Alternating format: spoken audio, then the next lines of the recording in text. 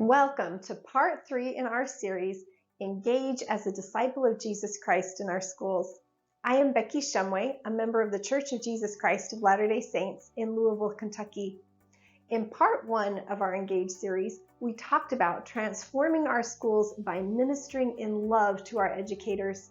We explored a paradigm shift in our thinking that we are not just education consumers, but children, family, and education advocates. In part 2, we set priorities for our engagement when we need to intervene because there's a problem at school. Our top priority is to speak and behave as disciples of Jesus Christ, even in difficult circumstances. Today, in part 3, we are going to explore principles of religious freedom as they apply at school, as well as our rights as citizens of both the United States of America and particularly the Commonwealth of Kentucky. I am not an attorney, and this is not legal advice, but I am going to share some resources to help you navigate school as a religious minority. First, let's talk about 2 principles of religious freedom: the freedom to express religious thought in school, and the freedom to exercise or observe the standards of our faith at school. We raise our children to be fearless defenders of truth and to gather Israel by sharing the good news of the gospel. But when they do this at school, they often terrify their teachers. Tell me if this sounds familiar. Your daughter takes her Book of Mormon reader to school and wants to share it for show and tell. Her teacher kindly but firmly tells her that she can share it with her during recess, but she cannot share it with the class. Can students share their faith at school? There are a lot of misconceptions about religion in schools. Teachers often are afraid of getting into trouble if they let a child express religious views. They fear that by allowing that expression, they are favoring a religion in a state-funded school, thus violating the separation of church and state. Let's look at what the law actually says about it. From the First Amendment to the U.S. Constitution, Congress shall make no law respecting an establishment of religion or prohibiting the free exercise thereof. This is called the Establishment Clause. This is where the idea of separation of church and state has its roots, but the phrase separation of church and state is not actually in the Constitution. It was first used by Rhode Island's founder Roger Williams. He believed that government involvement in the church, as occurred in England, would corrupt the church. He was concerned about protecting the religion from the state, not protecting the government from religion. Later, Thomas Jefferson famously used the metaphor of a wall of separation between church and state, arguing that it was not proper for a government to support any specific religion or to tax its citizens to support a faith they did not espouse, as this violated religious liberty. It is up to the states to interpret the Establishment Clause and to write their own laws, called statutes, to reflect these values. Here are 2 important Supreme Court decisions that clarify this. In 1989, a group of dissenting justices in a decision said the government does not violate the Establishment Clause unless it provides direct aid to religion in a way that would tend to establish a state church or to involve citizens in religion against their will. In another decision in 1984, Sandra Day O'Connor noted that the government can't make adherence to a religion relevant to a person standing in the political community.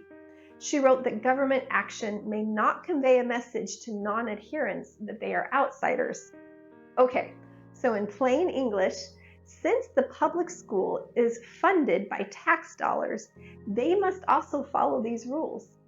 My public school cannot have rules that favor a specific religion or that prohibit the free exercise of religion. My public school cannot provide direct aid to a specific religion that would establish a school church or involve students against their will. My public school cannot convey a message that non-adherents to a religion are outsiders.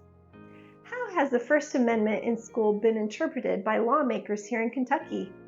Write this down: Kentucky Statute 158.183. Relax, I am not going to read it to you, but please look it up and read it yourself. In plain English, this law lists how a student can express and practice their religion at school as long as they do not be disruptive, set the curriculum, harass, or force others. At a public school, a student is allowed to pray or engage in religious activities, vocally or silently, alone or with other students, to the same extent, and now take note here, under the same circumstances as a student is permitted to vocally or silently reflect, meditate, speak on, or engage in non-religious matters alone or with other students. So, if it is a time of day that I would be permitted to talk about Pokemon, Minecraft, or anything non-religious, then I can talk about religion during that time too. Back to our list.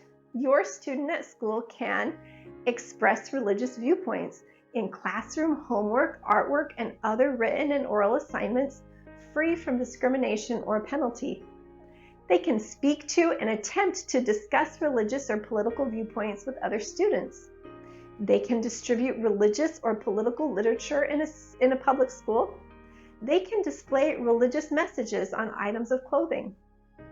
They can access public secondary school facilities during non-instructional time as a member of a religious student organization for worship activities. They can use school media, including the public address system, the school newspaper, and school bulletin boards to announce student religious meetings. They can meet as a member of a religious student group during non-instructional time in the school day. They also can be absent in according with an attendance policy from a public school to observe religious holidays and participate in other religious practice. According to state law, my daughter can share her Book of Mormon reader during show and tell. In fact, it is against the law for her teacher to forbid it. But let's go back and look at this particular phrase. However, any student may demand that this speech or these attempts to share religious or political viewpoints not be directed at him or her. So we should teach our children not to be overbearing and to respect other students' specific requests to not share with them personally. Beautifully, this language also protects our children from religious and political coercion. There is much in the world that is anti-religion, anti-Christ, and anti-family. Our children have the right to request that persuasive attempts not be directed specifically at them. The National Parent-Teacher Association has printed 2 pamphlets to help parents and educators with frequently asked questions about religious freedom in schools.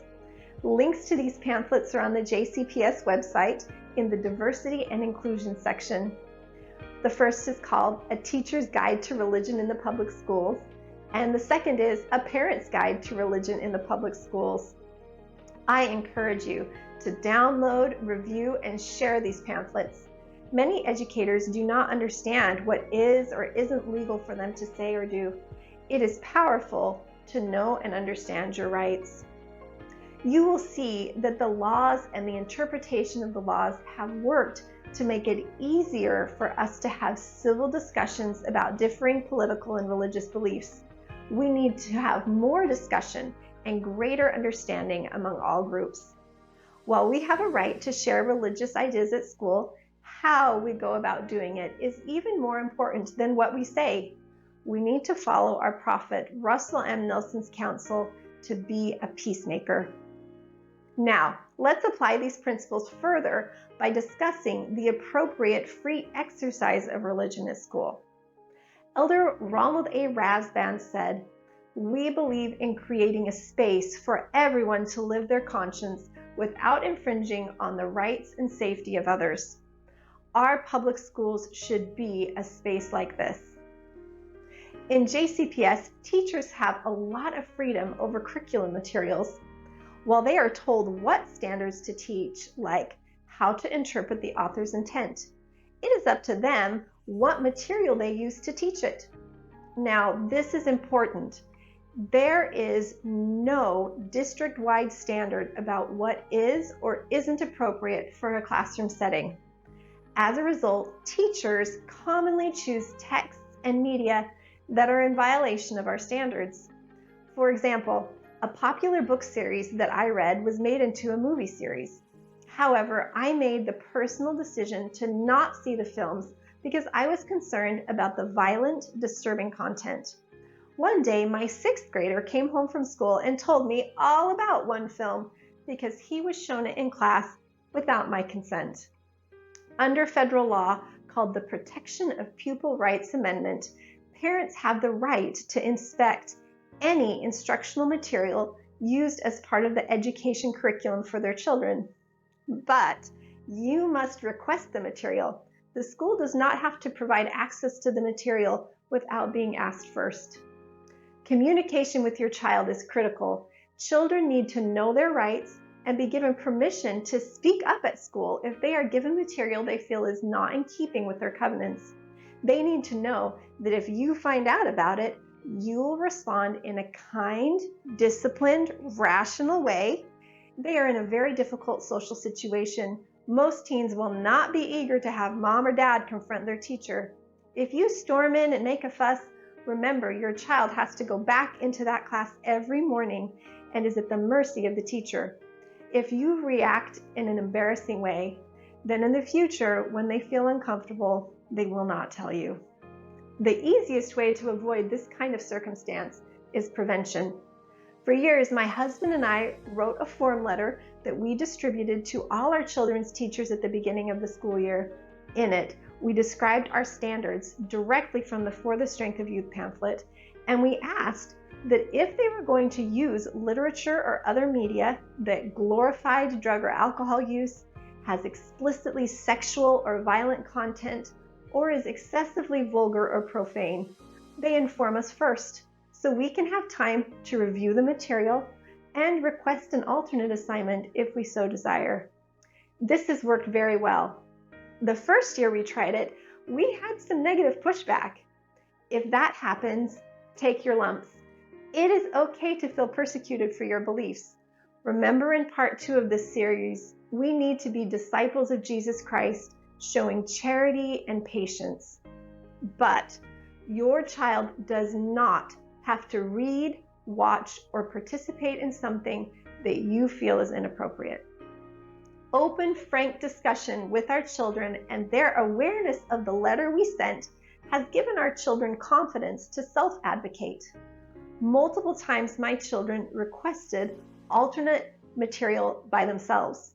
This is the ultimate goal, that our children feel comfortable and empowered to observe and practice their faith in any circumstances.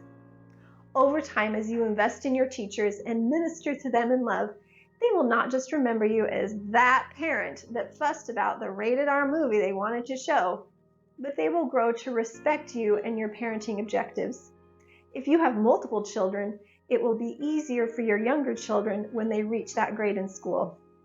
In addition to preventing exposure to spiritually desensitizing material, we should also teach our children to be truth seekers. In the words of President Joseph F. Smith, we believe in all truth, no matter to what subject it may refer. No sect or religious denomination in the world possesses a single principle of truth that we do not accept and that we will reject. We are willing to receive all truth from whatever source it may come, for truth will stand, truth will endure. Our children need to know that truth is the knowledge of things as they are, and as they were, and as they are to come. Celebrate and encourage efforts in your school to teach critical thinking, evaluating sources, and how to get good information. As a family, explore a wide variety of cultures and philosophies. Remember, charity seeketh not her own. Broaden your social circles to pull in people who are not like you. Teach your children to hear and understand the Holy Ghost. These efforts will enrich our lives and empower our children to advocate for themselves. It will help them make critical decisions about what ideas to embrace and what to discard as they set their own moral foundations of character. The best strategy to preserve the right to exercise your religion at school is to teach your children what that means and help them feel empowered to self-advocate. Then, address this issue directly with your children's teachers. Additionally, you can consider bringing it up to the chair over that department at the school, or to your SPDM parent representative, or to the principal. We live at a wonderful time where respect for cultural diversity is generally promoted. The state of Kentucky Department of Education best practices even states that a teacher should cultivate a classroom culture that acknowledges and respects all students' experiences, and research students' cultures using reputable sources such as books, scholarly articles, and government websites, and reaching out to local community-based organizations. The standards espoused by the Church of Jesus Christ of Latter-day Saints is part of our culture, but not just our culture. Louisville is a religiously diverse city with many religions, which are often faithfully exercised by our immigrant populations. These wonderful people are not normally vocal as they are trying to adapt and fit into our society. Rarely will they speak up about culturally offensive material. When we oppose violence, the objectification of human beings, and soul-harming behavior, we are representing the beliefs and interests of many other groups. Living prophets have taught us to do what we can to protect religious freedom. This is best accomplished within the small orbits of influence we occupy. This is particularly important when it comes to advocating for our right to raise our children to be disciples of Christ. This concludes our 3-part series on engaging in your child's school as a disciple of Jesus Christ. I hope you have felt empowered and encouraged. I invite you to ask the Lord, what should I do next? What do you feel inspired to do? Pick one small idea and give it a try. As you consistently choose to engage at school as a disciple of Jesus Christ, like salt, leaven, and a light on a hill, your efforts can transform you, your child, and your entire school. I have seen this happen. These efforts are part of helping to gather Israel and prepare the world for the second coming of Jesus Christ. Remember the words of our Lord, "Let not your heart be troubled, neither let it be afraid. Ye are little children and cannot bear all things now. Nevertheless, be of good cheer, for I will lead you along." Thank you so much for participating today.